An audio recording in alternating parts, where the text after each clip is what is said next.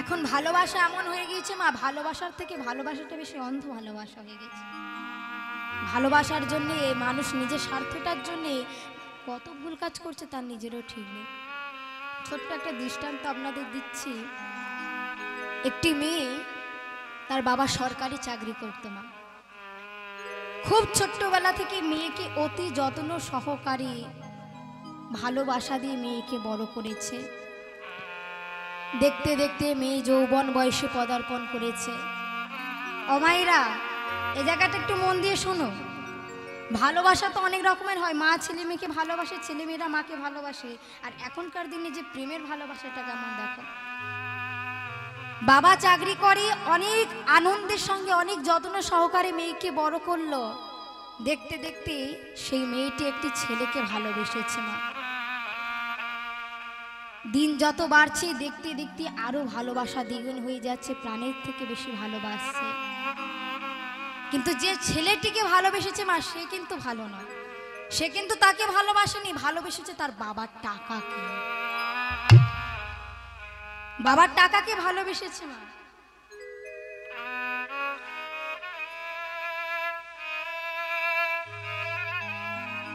ছেলেটি মা পতিতালয়ে যায়, তার ব্যবহারও ভালো নয়, অশ্লীল ব্যবহার করে।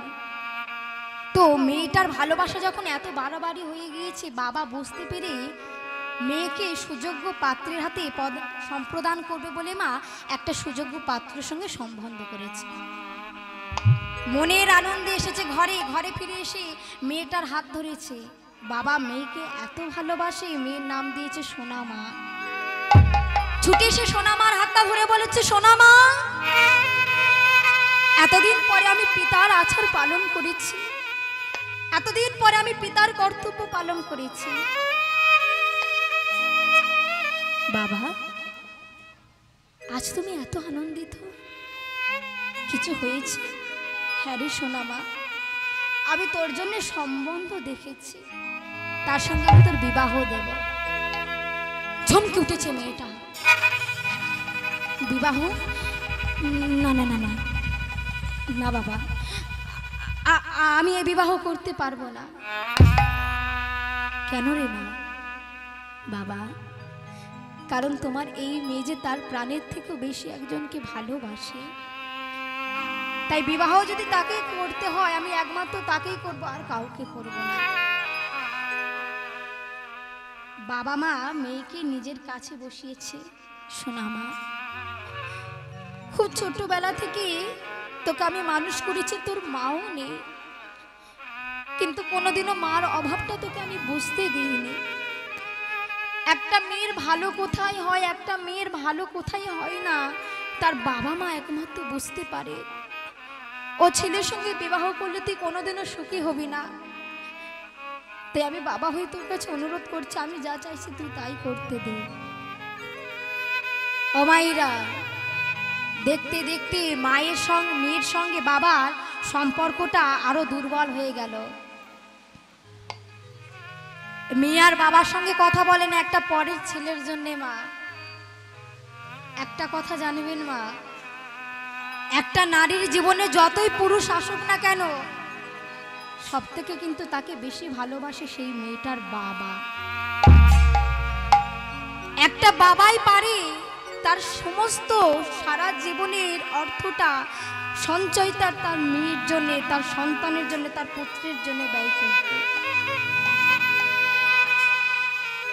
কিন্তু এই কথাটা সেই মেয়েটার কানেই গেল না, বুঝলো না কিছু। প্রেমিকের সঙ্গে কথা বলল, বাবা আমার সঙ্গে একজনের বিয়ে ঠিক করেছে, তোমার সঙ্গে আমার বিয়ে দেবে না। বলল তুমি নাকি দুশ্চরিত্র, তুমি নাকি ভালো ছেলে নও। কিন্তু আমি তো তোমাকে বিশ্বাস করি, আমি জানি তুমি এমন নও। অমাইরা, এই জায়গাটা এবার বুঝতে পারবে। ছেলেটা বুঝতে পেরেছে আসল পথের বাধা তার মানে তার বাবা। মা তো মারা গিয়েছে, একমাত্র বাধা হচ্ছে তার বাবা। তাহলে বাবাকে যদি মেরে দেওয়া যায় তাহলে আর কোনো বাধা থাকবে না। একটা ওষুধের কৌটো নিয়ে মেয়ের হাত ওই প্রেমিকার হাতে দিয়েছে। তুমি নাকি আমায় বিশ্বাস করো, আমাকে নাকি জীবনের থেকে বেশি ভালোবাসো। হ্যাঁ বাসি তো, তাহলে আমাকে যদি জীবনের থেকে বেশি ভালোবাসো, এই ওষুধটা নিয়ে তোমার বাবার খাবারের মধ্যে মিশিয়ে দেবে, কোনো প্রশ্ন আমার করবে না। ঠিক আছে, তুমি যখন বলছো, তোমাকে তো আমি বিশ্বাস করি। তোমার কথা মতো আমি ওষুধটা আমার বাবার খাবারের মধ্যে মাখিয়ে দেব। রাত্রিবেলা মা, যে মেয়ে বাবার সঙ্গে কথা বলছে না প্রেমিকের জন্যে, সেই মেয়ে বাবার জন্য পরমান্ন রন্ধন করেছে। বাবাকে ডেকেছে, বাবা দেখো আমি তোমার জন্য পরমান্ন করেছি। মনের আনন্দে বাবা আনন্দিত হয়ে মা সেই পায়েসটা গালের মধ্যে দিয়েছে। আস্তে আস্তে পায়েসটা যখন মা পুরোটা খাওয়া হয়ে গিয়েছে, ধীরে ধীরে ধীরে ধীরে বাবা চিৎকার করে উঠেছে, সোনা মা,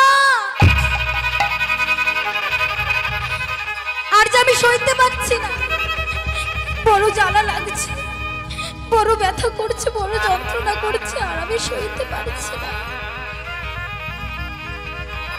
বাবা কি হয়েছে তোমার? বলো তোমার কি হয়েছে? তুমি এমন করছো কেন? শোনা বা, এই পায়েসটা খাওয়ার প্রথমবার থেকেই না আমার গাটা বড় ঝালা করছিল, বড় যন্ত্রণা হচ্ছিল। তোমার যদি প্রথমবারই এত কষ্ট হচ্ছিল, খেলে কেন তুমি? খাবো না। আজ এক সপ্তাহ হয়ে গেছে তুই আমার সাথে কথা বলিস নি মা। কষ্টে আমার বুকটা ফেটে যাচ্ছিল।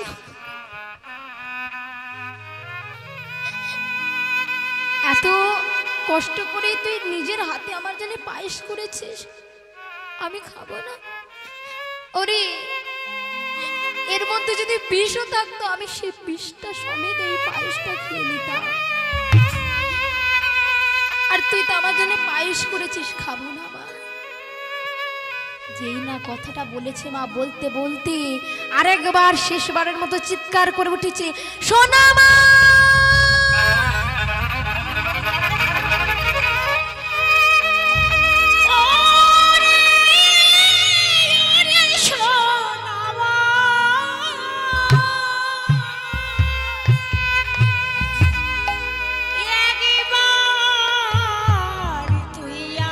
বাবার মুখটা নিজের কোলের মধ্যে তুলেছে। ও বাবা, বাবা কথা বলো না বাবা, আমি তোমার মেয়ে, তোমাকে ডাকছি, একবার কথা বলো না বাবা। ও বাবা, তুমি তো আমার সোনা মা, বলো, আর একবার সোনা মা বলে ডাকো না বাবা। তুমি ছাড়া যে আমার আর কেউ নেই, সোনা মা বলা, ডাকো না বাবা, আরেকবার সোনা মা বলে ডাকো না। নাসিকা মুলে মা যেই না হাতটা দিয়েছে, দেখছে বাবার নিঃশ্বাস পড়ছে না।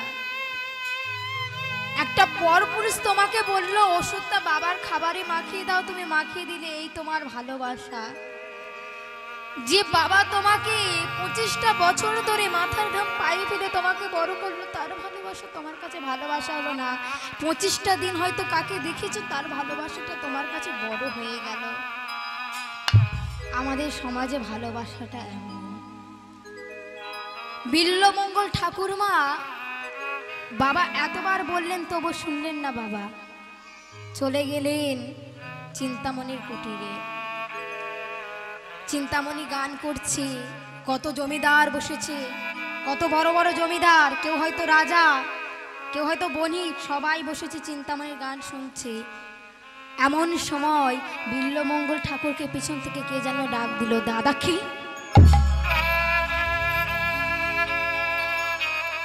দাদা, আমি তোমার ভাই। হে কি, তোর চোখে জল কেন? দাদা, আমি তোমার কাছে কেন এসেছি শুনবে না? ও দাদা, দাদা, আর যে আমাদের বাবা বেঁচে নেই গো, আমাদের বাবা আমাদের ছেড়ে চলে গিয়েছে। কি বলছিস তুই? বাবা মারা গিয়েছে? হ্যাঁ, বাবা মারা গিয়েছে, আর সেটা শুধুমাত্র তোমার কারণে। কি বলছিস তুই? আমার কারণে? অমাইরা কেন বললো বলো তো? ছোট্ট ভাই দাদার হাত ধরেছে, মারা যাবে না? কতবার করে তোমাকে বললো যে তুমি যেও না বাইজির কুটিরে, তবু সেই তুমি গেলে। তোমাকে আমার নিজের দাদা বলতে ঘৃণা করে, আমার লজ্জা করে যে তোমার মতো দাদার আমি একটা ছোট ভাই। ঘৃণা করে তোমাকে দাদা বলতে। আজ থেকে তোমার সঙ্গে আমার আর কোনো সম্পর্ক নেই। আজ থেকে আমি তোমাকে দাদা বলে অস্বীকার করলাম। ও মাইরা, গান হয়ে গেল। যারা যারা কথা বলছেন এবার একটু চুপ করবেন, এই জায়গাটা একটু মন দিয়ে শুনবেন। চিন্তামণির গান হয়ে গিয়েছে, বিল্লমঙ্গল ঠাকুর গিয়েছে। চিন্তা অচিন্তা, আমাকে একটু যেতে হবে। জানো তো আমার না বাবা মারা গিয়েছে গো, তাই আমাকে একটু যেতে হবে। তবে হ্যাঁ, আমি যত শীঘ্র পারবো তত তাড়াতাড়ি আমি তোমার কাছে ফিরে আসবো। ছি ঠাকুর, ছি, বাবা মারা গিয়েছে তোমার, আর তুমি কিনা বলছো যত শীঘ্র পারবো আমার কাছে ফিরে আসবে। আগে বলছি তুমি তোমার বাবার কাছে যাও, সাধ্যের কাজ করো, পুত্রের কর্তব্য পালন করো, তারপরে তুমি আমার এখানে আসবে, তারপরে তুমি তোমার বুক আমাকে দেখাবে। তো বিল্লমঙ্গল ঠাকুরকে যখন বলেছে মা, বিল্লমঙ্গল ঠাকুর নিজের গৃহে গিয়েছেন। বাবার সব দেহর সম্মুখে ছেলেটা বসেছে। এতদিন পরে ছেলেটার চোখে জল এসেছে। বাবা, আমি কি কোনো ভুল করেছি বাবা? সবাই বলে আমি নাকি দোষী, তুমি নাকি আমার জন্য মারা গিয়েছো। বলো না বাবা, তুমি, আমি কি কোনো ভুল করেছি বাবা? কাউকে কি ভালোবাসা ভুল? কাউকে কি ভালোবাসা অপরাধ? কাউকে যদি ভালোবাসা অপরাধ হয় তাহলে ভগবানকেও তো ভালোবাসা ভুল হবে বাবা। আমি চিন্তামণি কিন্তু ভালোবেসেছি, কেন কেউ বলছে না? সবাই শুধু তোমার মৃত্যুর জন্য আমাকে দায়ী করছে। তুমি তো জানো বাবা আমি তোমাকে ভালোবাসি কিনা। নয়ন জলেই বাবার কৃতকার্য করে আসলেন মা। যারা ব্রাহ্মণ হয় মা, তাদের সাধারণত 11 দিনে কাজ হয়। হয়তো আমি ভুলও বলতে পারি, হয় অনেকের হয়তো 13 দিনও হতে পারে। একটা দিন দুটো দিন যাচ্ছে, কিন্তু বিল্লমঙ্গল ঠাকুরের কাছে এক একটা দিন যেন মা এক যুগের সমান হয়ে যাচ্ছে। এসে গেল মা নিয়ম ভঙ্গের দিন। শ্রাদ্ধাদি কাজ হয়ে গিয়েছে, নিয়ম ভঙ্গের দিন মা বিল্লমঙ্গল ঠাকুরের বাড়িতে লোকজনের সমাহার হয়েছে। কত লোক, সবাই রন্ধনের ব্যবস্থা করছে, কিন্তু বিল্লমঙ্গল ঠাকুরের মন রয়েছে শুধু চিন্তামণির দেখে। সব সময় ভাবছে কখন চিন্তামণির কাছে যাব। এত ভালোবাসে মা চিন্তামণিকে। ওই যে রন্ধনগুলো হচ্ছে না মা, মনে মনে ভাবছে সবাই তো খাবে, আমার তো চিন্তা খাবে না। চিন্তার জন্য খাবার নিয়ে যাব। মাটির একটা পাত্রের মধ্যে মা যা যা ভালো খাবার হয়েছে সব গুছিয়ে নিয়েছে। ভালোবাসা দেখো কেমন, এত ভালোবাসে, সমস্ত খাবার সাজিয়ে নিয়েছে। বলে যখন সবাই চলে যাবে আমিও চিন্তামণির জন্য খাবারটা নিয়ে যাব। অমাইরা খাবারগুলো সাজিয়ে নিয়ে মা, যে না নিয়মভঙ্গের দিন সন্ধ্যাবেলা সবাই চলে গিয়েছে, চিন্তামণির জন্য খাবার নিয়ে মাটির ভারী করে খাবার নিয়ে বিল্লমঙ্গলও গিয়েছে কৃষ্ণবেন্না নদীর তীরে। আর যেই না কৃষ্ণবেন্না নদীর তীরে এসেছে মা, দেখছে প্রবল বৃষ্টি হচ্ছে, সমুদ্রের মধ্যে নদীর মধ্যে উতাল তরঙ্গ বইছে মা, একটাও নাবিক নাই।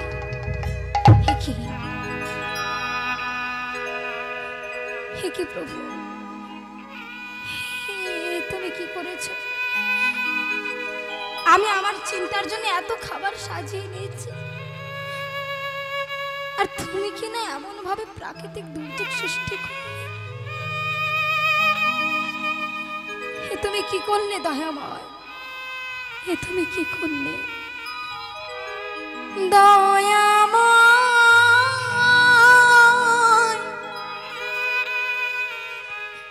ভগবান?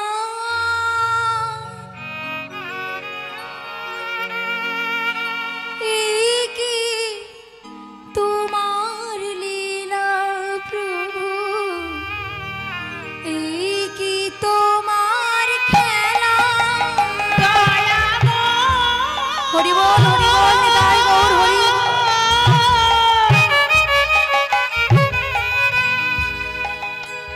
প্রভু এই কি তোমার কিভাবে খাবার খেয়ে যাবো? দয়াময়, এই কি আমার চিন্তার জন্য আমি খাবার নেবো কিভাবে?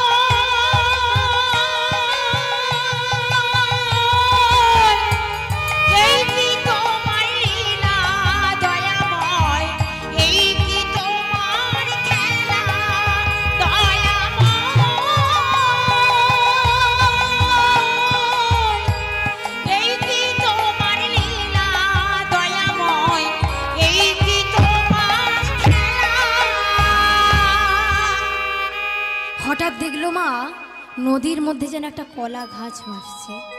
ওই তো চিন্তা বলে শুধু না কেউ আমায় ভালোবাসে না, দেখেছ আমার জন্য কলা গাছ পাঠিয়ে দিয়েছে। আমি যাচ্ছি চিন্তা তোমার কাছে, আমি কলা গাছকে আঁকড়ে ধরে তোমার কাছে যাব।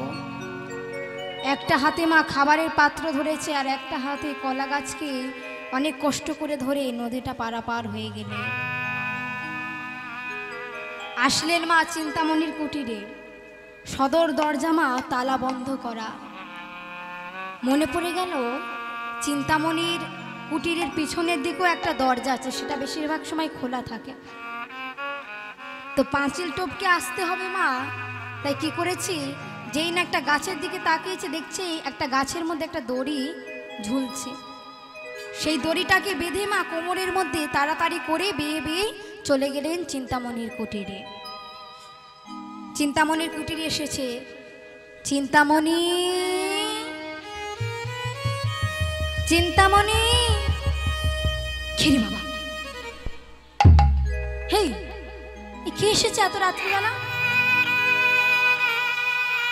চোর ডাকাত আসলো নাকি? এই এক কাজ কর, লণ্ঠনটা নিয়ে গিয়ে দেখতো কি এসেছে। ও মাইরা, লণ্ঠনটা নিয়ে গিয়েছে, যেই না দরজাটা খুলেছে দেখছে বিল্লমঙ্গল ঠাকুর। ঠাকুর, হে তুমি কি করেছো? এত ঝড় বৃষ্টির দিনে মানুষ বাইরে ভয় পায় বার হতে, আর তুমি কি না এই বৃষ্টির মধ্যে বার হয়েছো? চিন্তা অনেক কষ্ট করে এসেছে, আগে ভিতরে যেতে দাও। ঘরের মধ্যে এনেছে মা। আচ্ছা ঠাকুর, তুমি হঠাৎ আমার কাছে এসেছো, আজ না তোমার বাবার নিয়ম ভঙ্গের দিন না?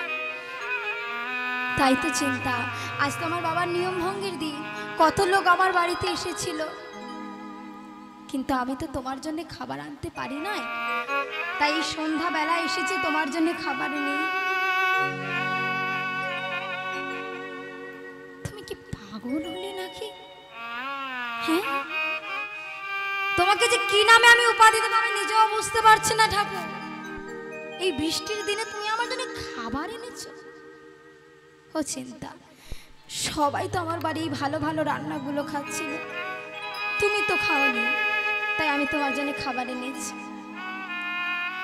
তা নয় বুঝলাম, তা আজকে তো কৃষ্ণবেন্না নদীতে প্রবাল তরঙ্গ বইছে বন্যার মতো, তা কোনো তো নাবিক বার হবে না, তাহলে তুমি আসলে কিভাবে? কেন চিন্তা, তুমি তো আমার জন্য কলা গাছ পাঠিয়ে দিয়েছ। কলা গাছ? অমাইরা, রাত্রিবেলা নদী পারাপার হওয়ার জন্য কলা গাছ পাঠিয়ে দিয়েছে?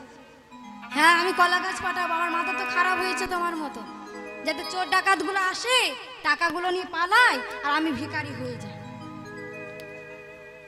তা তাও নয় মেনে নিলাম ঠাকুর, এবার বলো তো দেখি, আমার তো পাঁচিলটা বেশ বড়, তা তুমি এই পাঁচিল টপকে আসলে কিভাবে? কেন চিন্তা, কলা গাছের মতো তুমি যে গাছের মধ্যে আমার জন্য একটা দড়িও বেঁধে রেখেছি। দড়ি? তো চলো দেখি তুমি কেমন দড়ি বয়ে আজকে এসেছো। ও মায়েরা, পাঁচিলের কাছে লণ্ঠনটা নিয়ে গিয়েছে সবে মাত্র, যেই না দড়ির দিকে তাকিয়েছে লণ্ঠন ফেলে দিয়ে সোজা ছুট।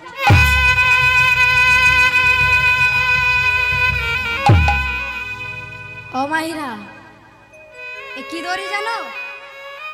বিশাল বড় একটা অজগর সাপ গো, সাপ। এবার আপনারা বলবেন মা, সাপকে ধরে আসলো, সাপ তাকে কিছু করলো না, ছেড়ে দিল কেন? ওই যে পাঁচিল ছিল মা, এই বর্ষাকালে তো একটা গর্তের মধ্যে সাপটা মুখ ঢুকিয়ে নিয়েছে। এবার আপনারা গ্রামের গঞ্জের মায়েরা আপনারা ভালো বুঝবেন, সাপ যদি একবার গর্তের মধ্যে মুখ ঢোকায়, এটা সাপের বৈশিষ্ট্য, একবার যদি গর্তের মধ্যে মুখ ঢোকায় মা, যতটাকে টেনে হিঁচড়ে বার করো না কেন, মুখ আর বার করবে না। যার জন্য সাপটাকে ধরে বিল্লমঙ্গল এ পাঁচিলটা টপকে গিয়েছে, কিন্তু সাপ তাকে কিছু করলো না। চিন্তামণি এসেছে বিল্লমঙ্গল ঠাকুরের কাছে, ঠাকুর তুমি কি করেছ? তুমি একটা সাপকে ধরে আমার কাছে এসেছ? ঠিক আছে, সাপ তো দেখলাম, এবার একটু কলা গাছটা দেখে নি কেমন। কলা গাছটা তো দেখতে হবে, তাই না মা? সাপ তো দেখা হয়ে গেল, তা এবার কলা গাছ দেখার জন্য যখন নদীর পাড়ে এসেছে, বিল্ল ঠাকুর মা খুব চালাক ছিলেন, কিন্তু ওই কলা গাছটাকে ধরে মা পার হয়েছে, কিন্তু নদীর পাড়ে রেখে দিয়েছে, আসার সময় আবার পার হতে হবে। তো কি করেছে, নদীর পাড়ে এসে সমস্ত দাস দাসী যখন এসেছে, আসা মাত্র সঙ্গে সঙ্গে নাকের মধ্যে আছে কি দুর্গন্ধ। এই নাক বন্ধ কর, নাক বন্ধ কর, নাক বন্ধ কর। ও মাইরা, এটা কি বলতে পারবে? মরার দেহ। বিল্লমঙ্গল ঠাকুর যায়নি, তাই যা রাধে। মাইক দাদাভাইকে বলছি, যখন গানটা হচ্ছে মাইকের মধ্যে একটা সাউন্ড হচ্ছে, যেটা শুনতে খুবই খারাপ লাগছে, আপনি যেখানে আছেন একটু তাড়াতাড়ি আসবেন, সাউন্ডটা অপারেটিং করুন ভালো করে, তাড়াতাড়ি আসুন। সাউন্ডটা একটা কেমন হবে, একটা বিশ্রী আওয়াজ বার হচ্ছে। তো যাই হোক মা, বিল্লমঙ্গল ঠাকুরের কাছে এসেছে চিন্তামণি, এই জায়গাটি একটু অনুভব করে। বিল্লমঙ্গল ঠাকুর এসে, চিন্তামণি এসে বিল্লমঙ্গল ঠাকুরের হাত ধরেছে। ঠাকুর, এ তুমি কি করেছো? আমায় ভালোবেসে তুমি একটা মৃতদেহকে ঝুলে আসলে। তুমি যে মৃতদেহকে ধরে এসেছো, সেই মৃতদেহটা দেখে মনে হয় সেটাও একটা নারীর দেহ, আর আমিও একটা নারী। শুধু পার্থক্য কোথায় জানো? ওটা একটা মরার দেহ, আর আমার হলো জীবন্ত দেহ। তুমি সামান্য কিছু স্বার্থ ভালোবাসা চরিতার্থ করার জন্য একটা মরা দেহকে ধরে এসেছো প্রভু। তুমি অন্যায় করেছো প্রভু, তুমি ভুল করেছো। তুমি যে ভালোবাসা আমায় বেসেছো, সে ভালোবাসার যে কোনো মূল্য নাই, কোনো পরিণাম নাই। আমাকে তুমি যে ভালোবাসা বেসেছো প্রভু, তোমার এই সৎ ভালোবাসা, তোমার এই পবিত্র ভালোবাসা আমার মতো অপবিত্র দেহে মানায় না প্রভু। তুমি আমায় ভালোবেসেছো, কিন্তু তুমি অনেক বড় ভুল করেছো প্রভু, অনেক বড় ভুল করেছো। আমি একটা পতিতা নারী, সবাই আমার কাছে আসে, কিন্তু যারা আমার কাছে আসে তারা এক উদ্দেশ্যে আসে, কিন্তু তুমি আমার কাছে এক উদ্দেশ্যে এসেছো। কিন্তু ঠাকুর, এই ভালোবাসার কোনো পরিণাম হতে পারে না, হতে পারে না এই ভালোবাসার কোনো পরিণাম। তুমি আমায় যতটা ভালোবেসেছো, সে ভালোবাসা যদি তুমি ভগবানকে ভালোবাসতে,